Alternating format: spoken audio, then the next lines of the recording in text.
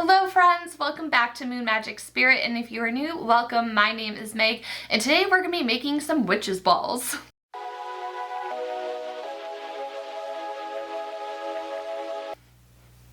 I know that sounds subjective, but I'm talking about more ornaments and decor for witches balls. I'm going to be covering a little bit of the history of what I found. I'll leave my resources down below, but I would also love for you to get into the comments and let me know if you have made these yourself. What have you put in them? What kind of intentions do you like to set?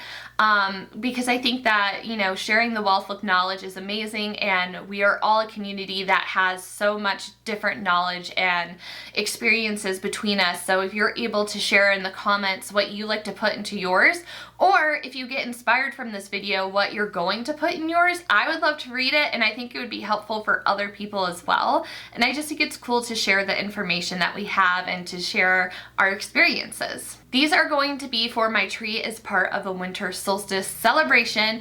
I'm going to be making a video deep diving into Yule and winter solstice, so be sure you're subscribed so you don't miss out on that. I have a couple other decoration videos for winter solstice and Yule as well, so be sure to take a look around my channel to find those. And I'm just so excited to be in the festive season this year because it has been a long time since I've actually been truly joyous and wanting to celebrate. And these are supposed to be ideally glass ornaments. Mine are plastic because I'm a beginner at this. I'm trying this out for the very first time along with you, and I got these at Michael's for like $1.25 each. I was a little bit nervous about, you know, how well it's gonna hold, because you'll see with the topper, it was suggested to hot glue it, but I don't know if I want to seal it because I feel like I want to work with this throughout the year and not just for Yule. I think that this is a great tool that you can use for intention setting and manifestation throughout the year, not just at winter solstice time.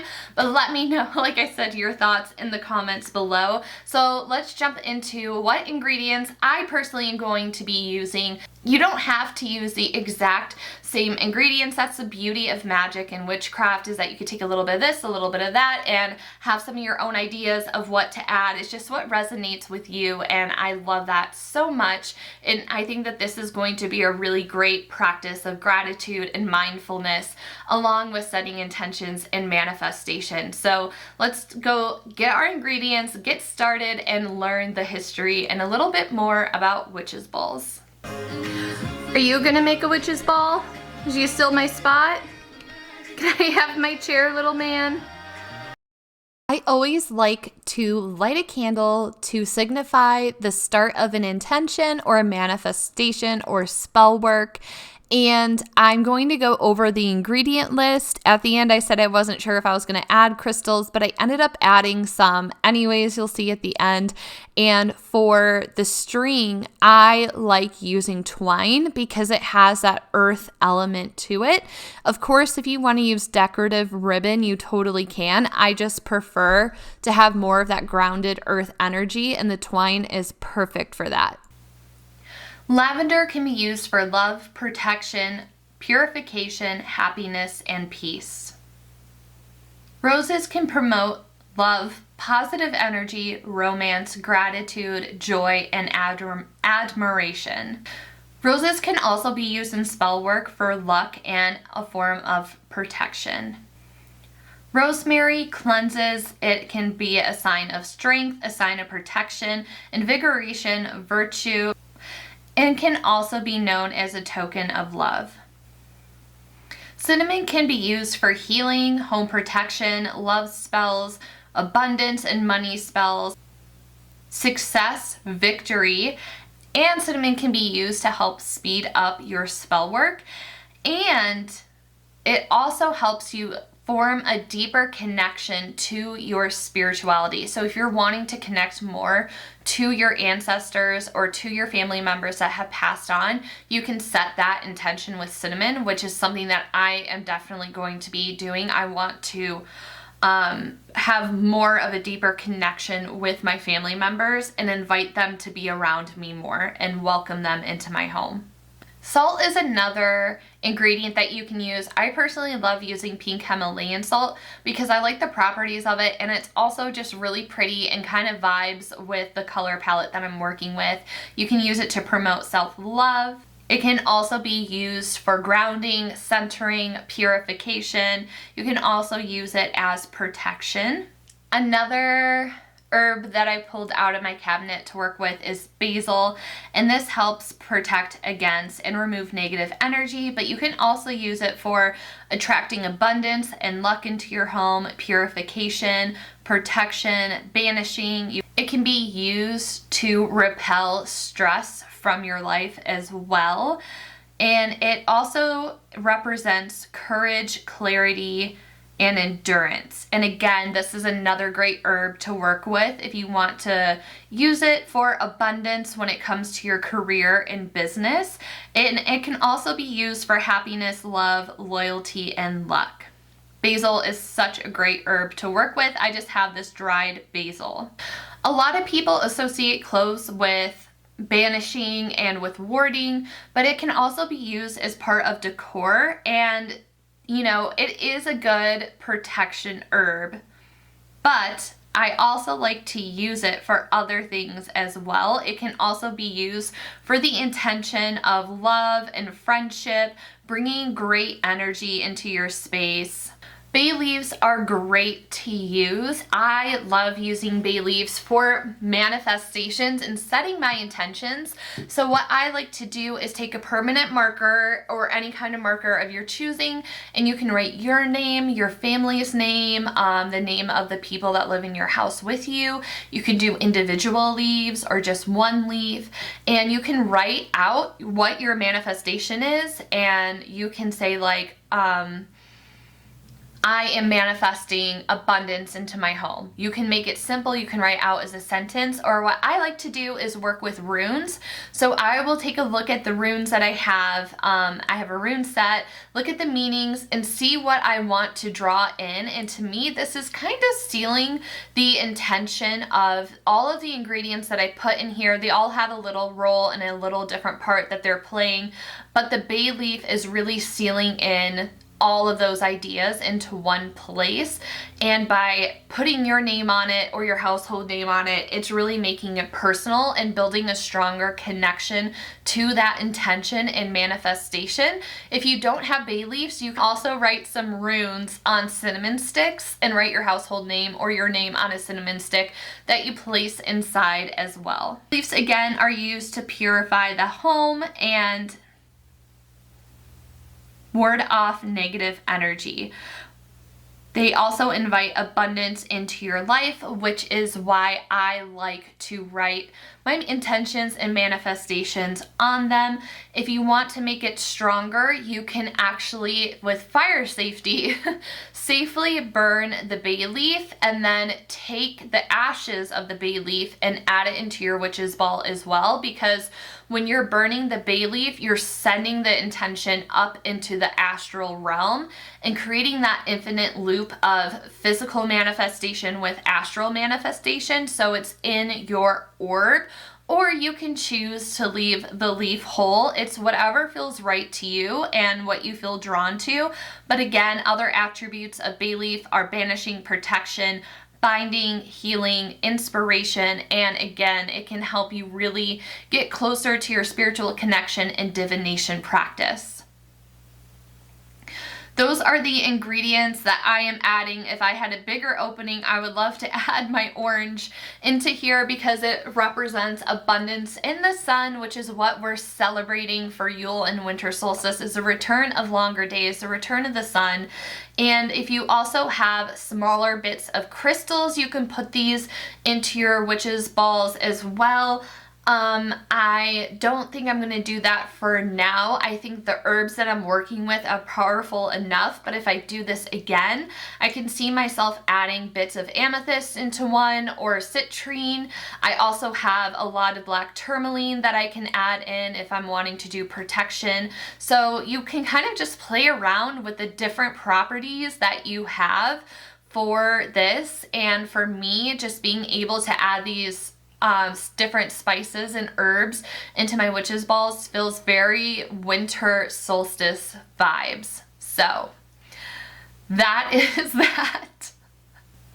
So let's talk a little bit about the history of witch's balls. I'm getting most of my information from this blog from Otherworldly Oracle. I will have it linked in the description, like I said, and this is a witchcraft tool for protection and warding, so that is a good idea for this. However, I don't think that that is going to be the intention that I am setting for mine. I will get into that after we get through our little history lesson. You may also know witches' orbs or witches' balls as beautiful hand-blown glass ornaments that people often hang in windows and doorways. I used to have one, and I would have it by my window in my kitchen. That is a form of protection. This blog talks about 4 different types because that is just one that may come to mind, but we're going to be talking about the more ornament and creating our own with our intention and manifestation that we can use. Some common intentions for your witch's ball could be, again, warding and protection. You can also use it to trap negative spirits. You can use it to observe negative energy of all kinds. You can use it to promote prosperity. You could do it for peace and joy into your household. And you can kind of, similar to a money jar, you can use it to draw money in abundance into a business or into your home, like in regards to your career, things along those lines. I think for me personally, I am going to be doing it for, I'm going to have like a lot of these ingredients I'm going to be using are used for protection, but mostly for prosperity, bringing in abundance, and just bringing in loving, caring energy, calm energy into my home. That's kind of the vibe that I'm going for.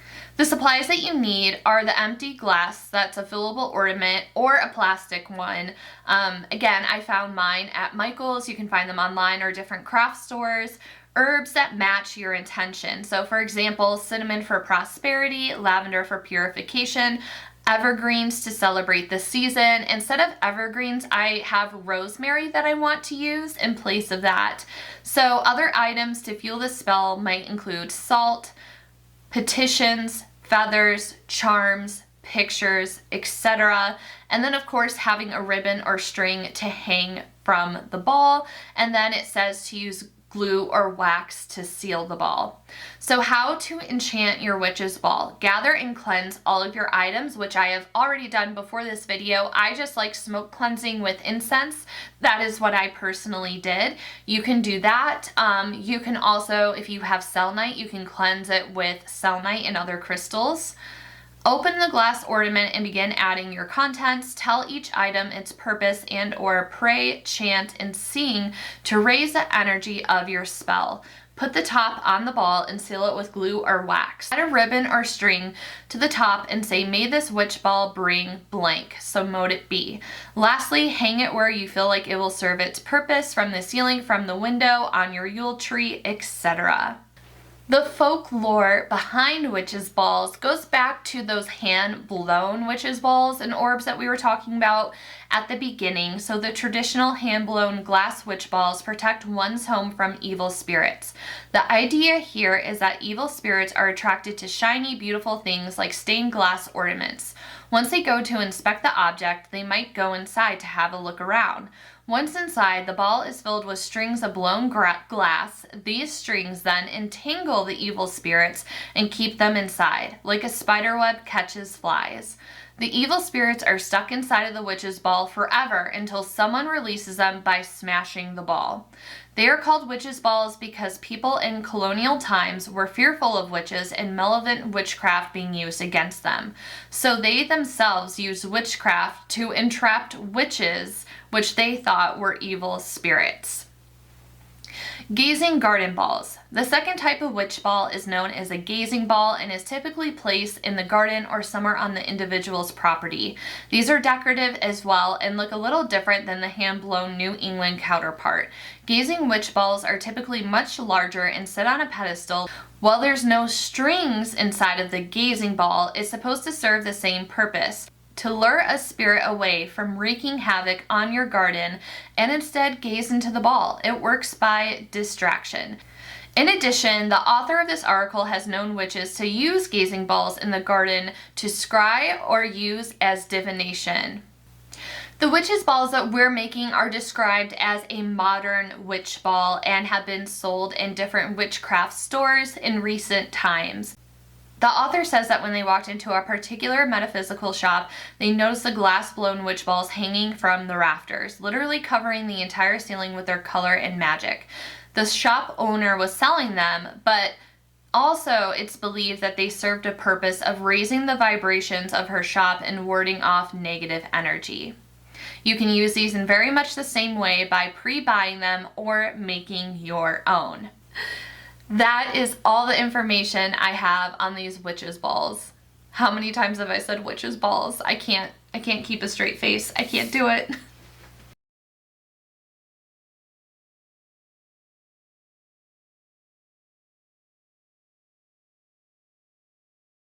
I did end up using this one as a abundance spell. So I did put some crystals in there. I put citrine, I put pyrite, and I put clear quartz, and along with 2 cinnamon sticks. And then this moss that I have is from an old succulent that is no longer with us. So I ended up saving the dirt and the moss that was on top of it for future workings, and I really like how this one turned out. It's really giving like earthy winter solstice vibes. So I love how this abundance and like money orb turned out. Where this one, I definitely overfilled with salt because, you know, it's so big. But I really focused on love for this one. Love and prosperity for my home, for my husband and I. So that's kind of what I worked with and what the intention was setting this. And I just think it looks so beautiful with the rose petals on top and the 1 cinnamon stick in there. So I'm really gonna have to hot glue the lid on this one because it just wants to like pop right off. So do be aware of that. But I'm so pleased with how these turned out. And if you wanted to pause to take a screenshot of this rune sheet that I have, you can also find this on Google, but these are the runes that I used. I put a bay leaf in each one representing different things. I kind of showed what I did for the luck and abundance one, so you can kind of get a little bit of an idea, but I still think that whatever runes and sigils that you use on your bay leaves are sacred. So here you can get an idea of it. I mean, they even look good here on the island. Like maybe if I moved this one over here, you know, it kind of adds to the Yule and winter solstice theme that I'm carrying throughout my home. This one, I don't know if I'm gonna put either of them on the tree, to be honest. That was the plan, but I think I really like them here. Like this is feeling really, really good, like for me. And this is just gonna be beautiful like year round, having a special place in my house. I can move it on my altar, move it around to different locations, and the same thing like with the abundance spell. If you don't hot glue it, you can like add like some coins in there if you wanted to. But I am so pleased with how this turned out. It looks so good with my decor. I'm so proud of myself. How freaking cute did those turn out? I am so excited about them. I definitely had so much fun doing this, and I definitely think that this is something that I'm going to want to change up every now and then throughout the year. So I don't know. I still don't think I'm going to seal mine. So we'll see how they hold up. I'm still a little bit nervous, but let me know in the comments down below, what would you add to your witches balls? And if this is something that you would like to try for a manifestation, let me know. Be sure to check out the description box to see where else you can connect with me. And yeah, be sure to subscribe if you haven't yet already. As always, thank you so much for your time and energy in this video. I truly appreciate it, and I will see you in the next one. Bye, everyone.